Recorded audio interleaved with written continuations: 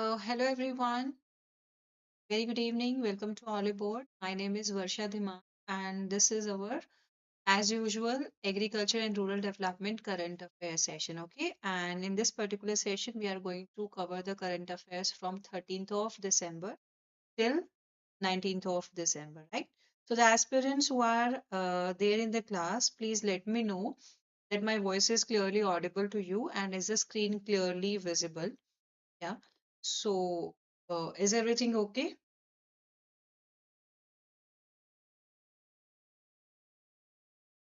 Right? So, let's start our discussion about it. Yeah. So, this is a very important session, and there are so many important events happen in this week. Okay. And I'm going to cover, see some of the important events like till 16th of December. The rest of the one we will cover in the next current affairs session. So, don't worry. Okay. So, yeah, there are so many important news articles that actually we have to cover from this particular week from 13th of December till 19th of December. Okay, let's discuss about them. Let's talk about them. So here we have, yeah. So this is our application. First thing that you can do, you can install the application of Olive Board, right? And you can so that you can get the notes of all the classes. And there are so many important batches available for better preparations on the application of Olive Board. Be the part of the team of and start your preparations with us. Okay, like everything is provided to you which will help you to do your preparations in a very good manner. Okay, so that is really very important, and this classes will help you for your phase two preparations also, because we have the news related, like we have so many important points. Okay, so many important current affair related events happen in this week. Okay, so let's start today's very important discussion without wasting a single minute. Okay, so here we have first thing that occurred, like recently in the union budget of 2025-26 also we discussed about, like now we are working towards the development of our marine sector, basically the exclusive economic zone that is covering some part of the Lakshadweep island and some part of the Andaman and Nicobar islands as well. Yeah.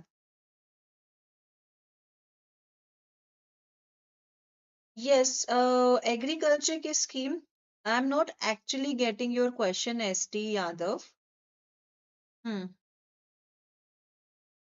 Obviously, if your question is about like agriculture related schemes, yeah, you can face the questions related to agricultural schemes in your general awareness portion, plus your ESI portion, plus your ARD portion, of course. The reason being because in your ESI portion, there's a specific chapter related to agriculture.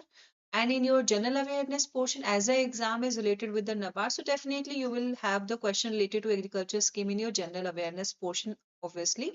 And ARD portion is completely dedicated to agriculture portion, so definitely there will be the question related to that. Okay.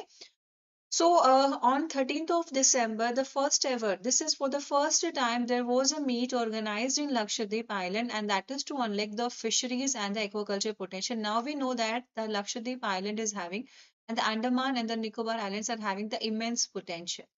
And we are exploring our marine sector. The reason being we want to become the global leader in the marine sector. Like we are having a rich resources there.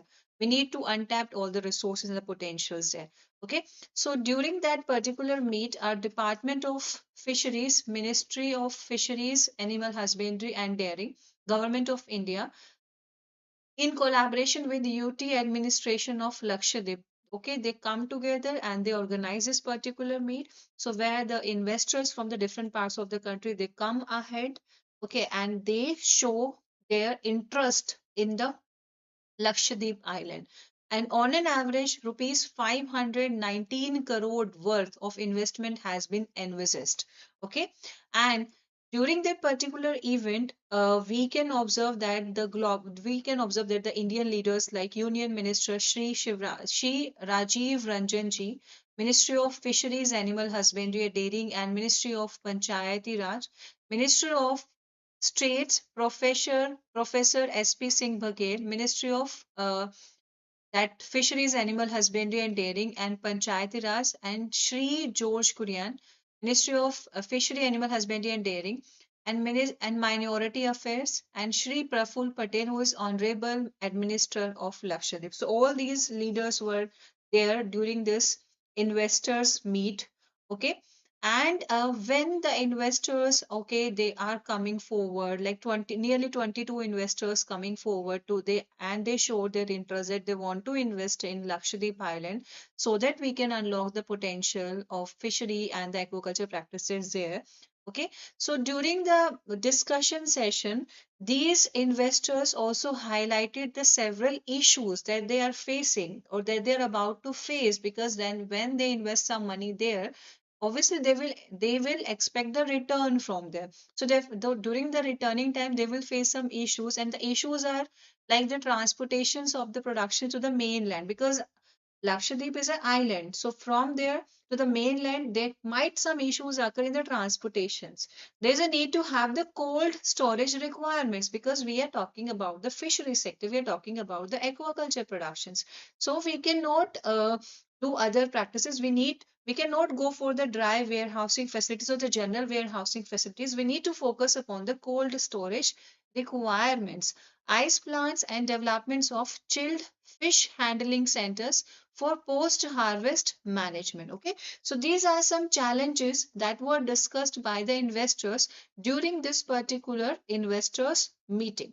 Okay, now going ahead, they also discuss like investors when, so suppose I am teaching you here, like you are coming here for the classes, so it is my core responsibility to clear all your doubts. Okay, because you are investing your time here, because you are investing your money on Olive Board, because you are connecting with us, you had subscribed us, so definitely it is my responsibility to clear your doubts. So definitely when the investors come to invest in the Lakshadweep Island, so government is pushing them toward this island, so definitely the government have to take some different step so that their challenges, their issues will be resolved on time. Okay, and as well as investors are also called for value addition facilities for sashimi grade tuna, fish oil refining capacities. There's a need of skilled laborers, ornamental fish brood banks for the strategic utilization of Lakshadweep's exclusive economic zones to drive sustainable growth. Okay, so there's a need to talk about all these things also, so that whatever the growth parameters, whatever the patterns we are about to follow in the Lakshadweep Island, that will be towards a sustainable development or sustainable growth. Okay, Union Minister for Fisheries, Animal Husbandry and Dairying and Panchayati Raj, Shri Rajiv Ranjan Singh ji, he said that our government is focusing upon all these things, and by considering all the challenges that you're about to face, we had discussed about it so many times, and that's how we had issued new fishing rules. Okay, now we are having the new fishing rules for the exclusive economic zones. Okay, so as per this, the fishermen who are working in this and who are going for the fishing practices in the exclusive economic zone, now they can legally fish with an authorized access pass. They need to have this access pass, and with the help of this access pass, they can go for the fishing practices in the exclusive economic zone, and that also enable them to export high value tuna and other fish products to international markets. So, as per international law, fishery resources present in India's exclusive economic zone will now be recognized as Indian origin, which will further facilitate the export of fish products. So, and one important point that you have to be aware of, like the farmers, fish farmers specifically, the local fish farmers, like they can get the access uh, pass easily, and if the another individuals they also want to do the fishing practices there in the exclusive economic zone, they have to go through the that verification and the authentication criteria properly, then only they will be allowed to do the fishing practices in the exclusive economic zone, okay, that we are talking here. Okay, and government of India also issued the high seas fishing guidelines, which is granting fishing vessels flying the Indian flag the legal right to operate in these waters. Okay, so they have to fly the Indian flag, and that's how their legal rights will be provided to them, and that's how they can do the fishing practices there. Okay, now moving ahead, so this is certain points which were discussed by Shri Rajiv Ranjan Singh ji during that investors meet. Okay. Now, similarly, there are different ministers. Okay, they are present there during the specific meet. Okay, so they come forward with the different ideas. They discuss about the different objectives. So, similarly, the Minister of State, Fisheries, Animal Husbandry and Dairying in Panchayati Raj, Professor S.P. Singh Baghel, he highlighted Lakshadweep is having untapped potential. Okay, and that's why there's a need arises to bridge the gap between the Lakshadweep current production of 14,000 tons, and it is having a potential. This production can be raised to 1 lakh ton, and it is only possible when we start doing all the practices in a strategic manner. Okay, in a strategic manner with the objective of sustainable growth in our mind, then only we'll about to achieve all these targets. And these islands are naturally suited for premium quality tuna fishing using pole and line and headline methods that globally recognized for their clean and sustainable practices. Okay, and with proper branding, certification, modern value chain developments, Lakshadweep tuna can access high-end international markets. Okay, so the tuna fishes that will be extracted from the Lakshadweep Islands, they can have the high-end international market. They will be the global competitors. Okay, so we need to take the advantages of all these potentials. Exporters need to explore newer markets and leverage existing government welfare schemes so that the fishery value chain practices will be strengthened. Okay, so these are the words of Professor S.P. Singh Baghel ji. Now, if we talk about Shri George Kurian, he focused upon emerging investment domains such as seaweed farming. Okay, so different ministers who are present during this investors meet, they focused upon the different opportunities that the Lakshadweep island can provide for fishery sector and aquaculture sector. Okay, so if we talk about Sri George Kurian ji, he discussed about the seaweed farming and ornamental fisheries. Okay, because these practices can also offer you high returns and diversification opportunities as well, right? Uh, Apart from that, he also mentioned about the lagoons of Lakshadweep that can also provide ideal conditions for seaweed cultivation, ornamental fish enterprises, and that can tap into the global aquarium trade through hatcheries and brood stock developments. Okay, so this was also discussed there, and he also mentioned that India must harness. So we need to come forward in a very calculative manner, like we need to take the benefits of this exclusive economic zone potentials that will help in strengthening our deep sea fishing practices, creating the value added seafood products, and that is also helping in driving the blue economy forward. Right? So that's all about it. Now, administrator of that Union Territory of Lakshadweep, Shri Praful Patel, he affirmed the collective commitment to realize PM Modi's vision of leading the blue revolution and urged stakeholders to share sector-wise and policy-related suggestions to help frame. So he come forward like we are moving ahead to frame a first fishing policy for Lakshadweep. So he mentioned that we are welcoming the stakeholders that they should come ahead. They give us the suggestions, okay, which we will implement in our policies, which we will take for our policies, and that's how we'll work ahead to boost our this fishery sector. Yeah, very good evening, Anurag. Very good evening to you. Okay. So these were the words discussed by the administrator of UT Lakshadweep, Shri Praful Patel, and he also mentioned that Minikoi Airport Development and Cooperative Society strengthening. Okay, like as in the beginning, we discussed investors are saying like we are about to face the challenges or the issues in the transportation. So he mentioned that we are working towards the developments of airport facilities there in the Minikoi Island. Okay, so that's how we are trying. We are working hard we are working towards the development of this island in such a manner like the people who are investing there, they will definitely about to get the good returns from.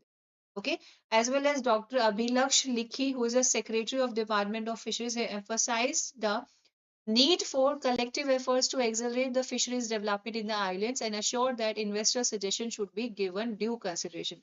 Like whatever the suggestions the investors are giving for the development of the Lakshadweep Island, we need to focus upon all these suggestions, we need to consider them, and we need to move ahead by taking considerations of all these suggestions. Okay, so this was discussed here. These were the major points that was provided by the different ministers. Okay, and there's a need to develop the good value chain management system. Okay, so that's how the market linkages will be strengthened, and that's how the single window clearance system should be there for the investor facilitations so that they can easily invest in the Lakshadweep Island. And there's a need to do the modernization of fishing vessels. So if the fishing vessels will be modernized, so that will help you in sustainably considering and responsible growth in the fishery sector in the Lakshadweep Island. Okay, so these are the all points discussed here. Just give me a minute.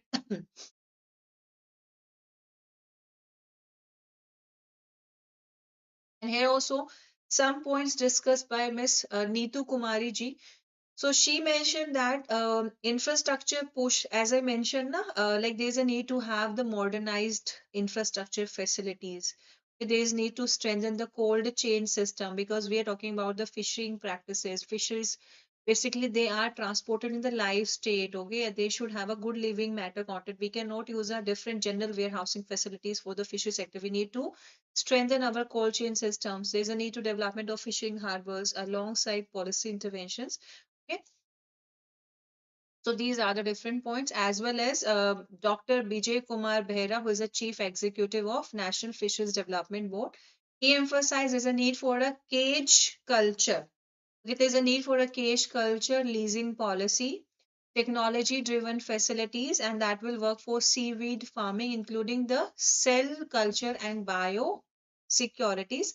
Financing options like Fisheries Infrastructure Development Fund, NCDC, interest subvention benefits, invited investors to explore various business and entrepreneurship model, and that's how the financial facilities will be provided for the different operations that we need to perform in the Lakshadweep Island. Okay, so at the end, Sri Raj Tilak Singh, he is the he is the administrator of Lakshadweep Island. He noted that pole. These are the two fishing practices we are following for tuna fishes there. Okay, so we need to recognize it as a global practice, as a global practice or a global way for the sustainable growth of the fishes in the Lakshadweep Island. Maritime lease policy should be there, and that will facilitate. See, why there is a need arises for the laws and the policy. Like we as a human, whenever we are provided with a free hand to do anything, we can definitely go out of our needs. We will try to move towards a greed angle more. Okay, so that's why there's a need arises to have the policy so that we will work in such a manner like sustainable growth will be considered. Okay, we are working towards a sustainable mariculture investments and the practices, right? So this is about the first meeting that was held on 13th of December. Now on 14th of December, like after the complete investor meeting was held, now on the 14th of December also we have a news article related to this. And under this news article, we are going to discuss about like what are the key areas of the Lakshadweep Island that the investors are about to work upon. Okay, as they are investing, there are 22 investors who are ready to invest in the Lakshadweep Island. They discussed about the issues that they're about to face. They come forward with the different suggestions. They come forward with the amount that they're about to invest there. And now, if we talk about the key areas where they will work, so basically they will work towards the developments of the areas of tuna and the deep sea fishery practices, seaweed cultivation, ornamental fisheries, and waste management. Okay, definitely when we will go for the fishing, open fishing practices in a specific place, so definitely we're about to face some challenges and about to face some generations of the waste also. So we need to focus upon certain practices so that the waste generations will be reduced to a considerable number. Okay, so these are the key areas, four key areas where the investments are looking for the opportunities in the fisheries and aquaculture sector during the meeting that was held on 13th of December. So what are these specific areas? So one is the tuna and deep sea fisheries development opportunities. Okay, so they are looking for the opportunities in tuna fishing, processing, canning, value added products, branding and exports, as well as Lakshadweep is having the immense potential. We talk about the Lakshadweep Island and Andaman and Nicobar Islands during the marine fisheries census as well, during the budget session as well. So these two islands are having the immense potential. We need to untap it. And basically, it is having a good ground for the tuna fishes, and it is providing the deep sea fishing practices also. Okay, and it possesses nearly 20% area of India's exclusive economic zone, and it is supporting rich stocks of tuna and other high value species. So despite this, okay, although it is having the highest potential, but still we are having nearly 15,000 tons of the production from there, and which is like having the potential of 1 lakh ton, getting only 15,000 from there. So it is just a fraction of the potential the area is holding.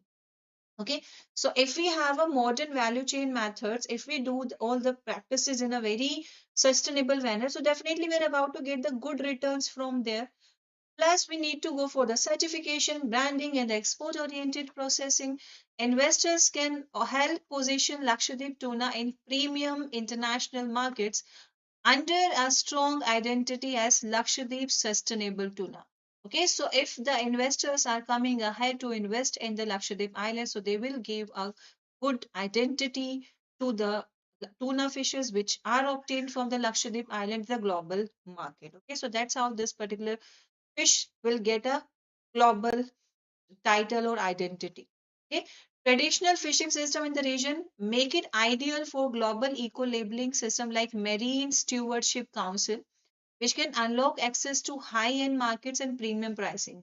Okay, and opportunities are also there that exist in infrastructure. Like we can work ahead for the infrastructure development in the areas like smart fishing harbors, cold chain facilities, processing units, as well as fleet modernization through advanced multi-gear deep sea fishing vessels equipped with onboard storage and processing, mother vessels for catch aggregations and transportation, and these initiatives collectively promise to transform Lakshadweep into a hub for sustainable, globally competitive tuna fisheries. Okay, so these kind of initiatives are about to help like Lakshadweep to emerge out as a sustainable, globally competitive, the hub for the tuna fishes in the world.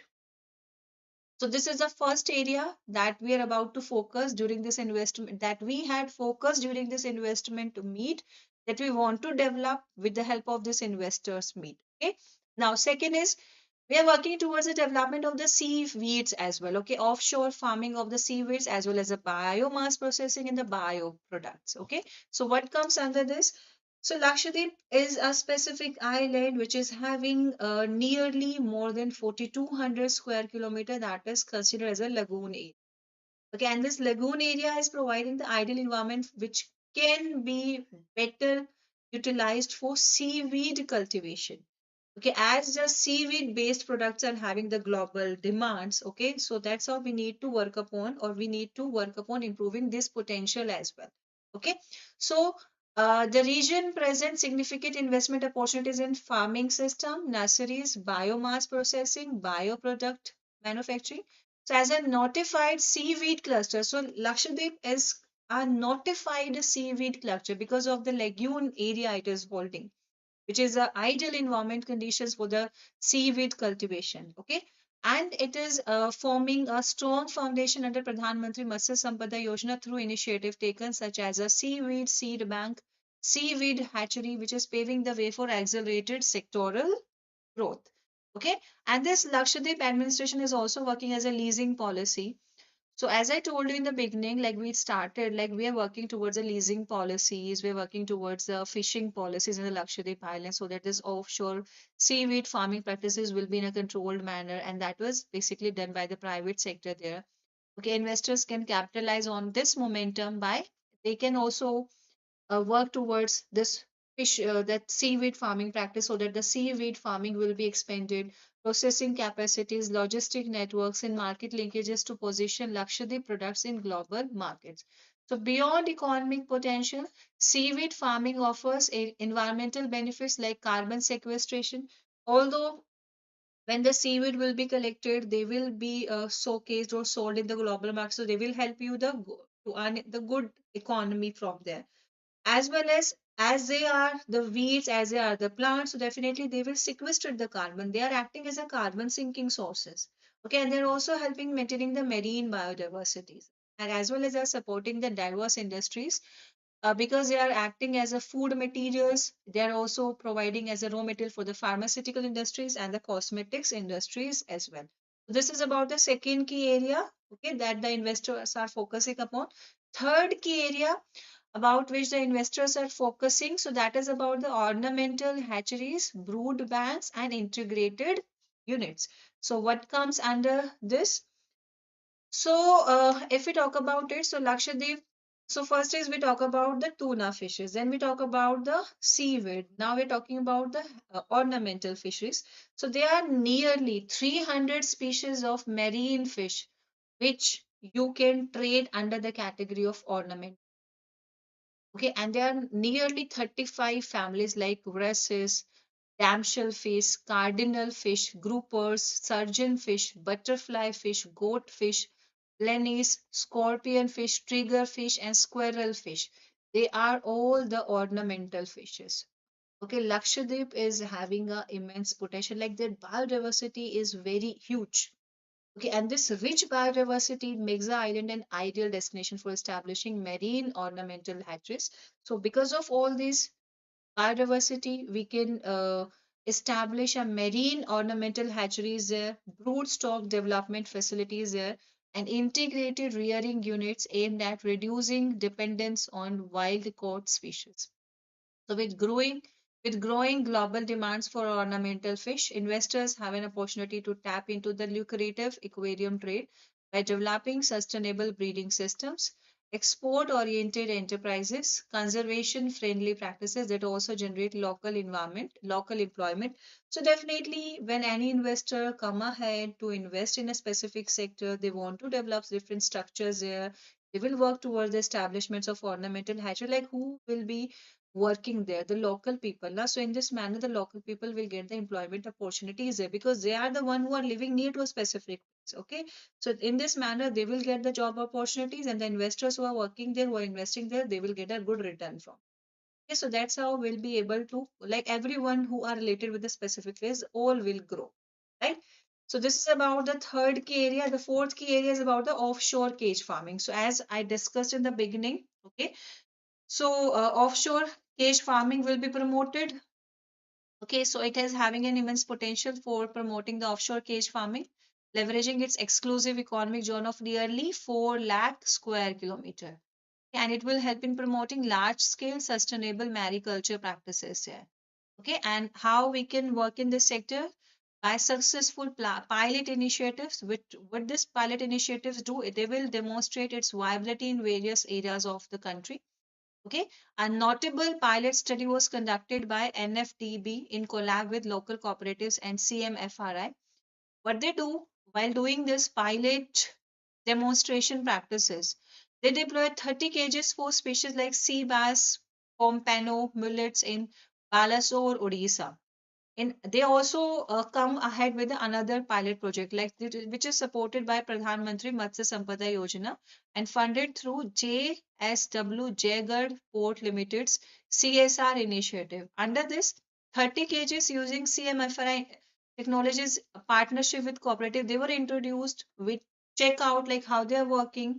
Okay, are they providing us a good results or not? And that's how we are moving ahead in this direction. Okay, so this is all about it, and the end we talk about the conclusion. So as I mentioned in the beginning, like they like 22 investors are coming ahead. They are ready to invest in the Lakshadweep Island so that we can work ahead in this for the boosting of the fishery sector and the aquaculture practices in the Lakshadweep Island. And we are working towards to provide a single window system so that all the things will be streamlined properly. Okay, and coming ahead, like they are providing more than 500 crore of investment proposal to the Lakshadweep Island. We'll try to build the blue economy of this island with the help of this amount of money invested by 22 investors there. Okay, so this is all about the Lakshadweep Island. Now moving on the second news article from this time period, and this is of 15th of December. Okay, so what happened like groundwater depletion? We are all aware about it. We are aware that what kind of practices the humans are indulged in. Because of all these practices, the groundwater is depleting. as well as we are over exploiting the resources and the quality monitoring. Okay, so dynamic groundwater resources of the country are being, so there are different, we discussed about the last year tables also, okay, that groundwater assessment report, annual groundwater assessment report. Similarly, every year we get a reports which help us to know like what amount of groundwater we are holding and how much water is depleted and how much we are over exploiting the resources that we are holding there. Okay, so this particular groundwater resources of the country, they are assessed annually, and that is assessed by Central Groundwater Board, state governments. Okay, so as per the 2025 assessment, the total annual groundwater recharge in the country is 448.52 billion cubic meter, and the annual extractable groundwater resources is estimated as 407.75 billion cubic meter. Further, total annual groundwater extraction of the entire country for the year 2025 has been assessed as 247.22 billion cubic meter. And based on this, the stage of groundwater extraction, okay, the stage of groundwater extraction, which is a measure of annual groundwater extraction for all uses like irrigation, industrial, and domestic uses, over annual extractable groundwater resources is worked out to be 60.63% for the country as a whole. Okay. Now moving ahead, so on the basis of the quality of the groundwater, okay, how much the groundwater extraction has occurred. So out of the total, so there are total 6,762 assessment units are considered where the groundwater was accessed. Okay, and from there 730, that is 10.80% unit has been categorized as overexploited. So these units are overexploited, indicating groundwater extraction exceeding the annually replenishable groundwater recharge. Further, 201 unit, that is around 2.97%, they are categorized as critical, 11.21% as semi-critical, 73.14% are the safe categories. Additionally, 127 assessment units, they are categorized as saline. Okay, so different units are categorized, different units are accessed, and then after accessing their data, they are categorized as overexploited, critical, semi-critical, safe, and saline category. Okay, so that's how the different water assessment units are categorized into the different category. Now, what the Central Groundwater Board do? So basically, it have a main role in generating the data related to the groundwater quality of the country. Okay, and whatever the quality of the water will be, it will help further. After knowing about the water quality, it will help us in telling the parameters that we can choose, okay, to improve the water qualities. It can help us in providing the scientific studies and that are conducted by the SOP or standard operating procedures. Overall, this data will help us to know like what type of water qualities we are holding. Okay, then we have NACUM. What is this? National Aquifer Mapping and Management Program. So what does NACUM do? So it has been taken up across the country. So this is a specific program that is actually performed by the Central Groundwater Board, okay, and that help in delineating and categorization of aquifers. Aquifers are the water bodies which are helping in recharging of the groundwater specifically. Okay, so with the help of this NACUM, it will help in delineating and characterizing the aquifers, and where there is a need arises to prepare new aquifers which will help in the recharging of the groundwaters. So this is a initiative actually which is taken for the groundwater management and regulations. Okay, and the entire mappable area of the country is of about 25 lakh square kilometer has been mapped with the help of this. Okay, now further groundwater management studies are done. Okay, and different data were obtained. And so during these studies, 14 principal aquifers are covered, 42 major aquifers and district-wise aquifers maps and management plans are prepared. Okay, and they help us in knowing about the quality of water and where the exploitations is going on, where the severe categories of the water are present and all such, right? So now we are having 68 studies reports have been completed under NACVAM 2.0, which is a second version of this after completion of the NACVAM first. Okay.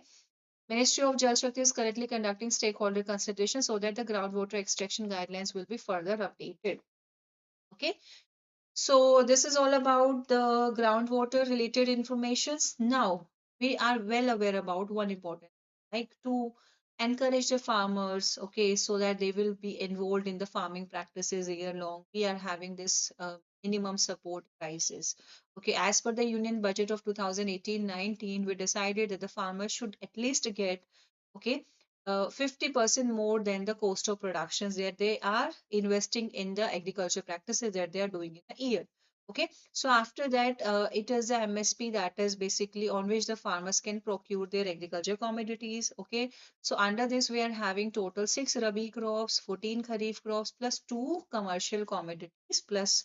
Okay, so this is all about it. So every year, government fixes this minimum support prices, which is recommended, which is basically approved by Cabinet Committee on Economic Affairs, and this is for 22 mandated agriculture crops. Okay, it is recommended by Commissions for Agriculture Cost and Prices. Okay, and it's not that it can do all these things by itself. It considers the state governments and the central ministries. Then only it recommend, like this is the amount that they are recommending, and then the Cabinet Committee on Economic Affairs it approve. Like this is the amount that we can go for. And it was first decided in the year 2018-19. Okay, and after that we are following these practices. Right, so this is another important news, and it is helping farmers to increase their farm income or to stabilize their farm income basically. Otherwise, they will fall into the shed of the money lenders, and that's how they will not get what they are basically working for. So, and because of this, what the farmers can do, like government can procure the cereals and the coarse cereals from them, and that will go to the uh, like cereals and the coarse cereals through FCI and other designated state agencies. Okay, so it will help in providing them the price support to the farmers. Procurement of pulses, oilseeds, and copra, that is done under price support scheme, which is under PM ASHA. Okay, and it is in consultation with the concerned state government. Okay, and basically it is done when it is observed that the pulses are procured in the market below the MSP, so they will procure it, and that's how the farmers will get the good money for the products or the for the commodities that they have brought. So procurement agencies which are basically working under PM ASHA, they are National Agriculture Cooperative Marketing Federation of India, that is NAFED, and National Cooperative Consumers Federation of India, that is NCCF. Similarly, cotton will be procured by Cotton Corporation of India, and jute will be procured by Jute Corporation of India. Done. Now moving ahead. So this is something related to this particular news article. Now there was one more news article that was related with the National Mission on Natural Farming. Okay, so we are working towards the National Mission for Natural Farming. So what comes under this? So this is not a new mission, but it is in news now. That's why we're talking about it. So we are working towards the further pushing of this missions because it is helping in driving the sustainable and low cost farming practices in the country. Okay, so it was initially approved by Union Cabinet on 25th of November 2024, and the main objective of this mission is to promote the natural farming practices across the country. So overall financial outlay was 2481 crore rupees. Okay, and from this amount, central share is 1584 crore rupees and state share is 897 crore rupees. And that is till 15th Finance Commission, that is till March 2026. So this is the amount basically. And what are the different operational guidelines? So under this, so today's session, we are going to talk about the operational guidelines of National Mission on Natural Farming. So what are these? One is it will help in promoting the nature-based sustainable system of farming, enhancing uses of on-farm made natural farming bio-inputs. So it will help in reducing the dependency on externally purchased inputs and input cost reductions. Okay. So if we start focusing upon the natural farming practices, like we are avoiding the use, we are reducing the use of fertilizers and other chemical pesticides and all. Okay, so when we will not do this practice, so definitely our soil health conditions will improve, and that's how we're promoting the sustainable agriculture practices in return. Second is it will also help in popularizing the livestock, that is integrated agriculture animal husbandry practice. Like we are moving towards integrated farming practices where we are doing the agriculture practices plus the farming practices at the same, plus the livestock raising practices on a same piece of land at the same time. Okay, so this is the second important objectives of this particular mission.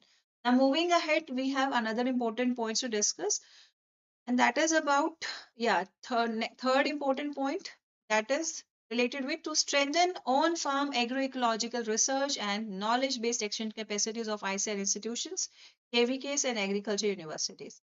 Now moving ahead, to build upon the on-field experience of practicing natural farming farmers and scientific expertise to thereby evolve and improvise location specific natural farming practices for increased spread of natural farming practices. Next is, so what is the next objective of this? Scientifically, we are working towards following the practices which are scientifically supported and which are easy for farmers to handle. Okay, if we are providing certain practices to the farmers which the farmers cannot handle easily, so definitely they will try to move to the old setup. No? So we need to focus on the practices which are friendly to the farmer. Another is to create and promote a single national brand for naturally grown chemical free produce. Okay, so this is all about it. We are ending the session for now. Okay, although we are having other news articles also, but the remaining news articles I'll provide you the notes and we'll discuss in the next session also. Okay, so I'll provide you the notes. You can go through the notes, and that's how you can cover it. And whatever the doubts and the queries you will have related to the topic, you can connect with me on my Telegram, and there also you can ask your doubts. Okay. So ending the session for now. We'll meet in the next class. All the very best to the students who are going to appear for exam tomorrow. Thank you so much and bye bye.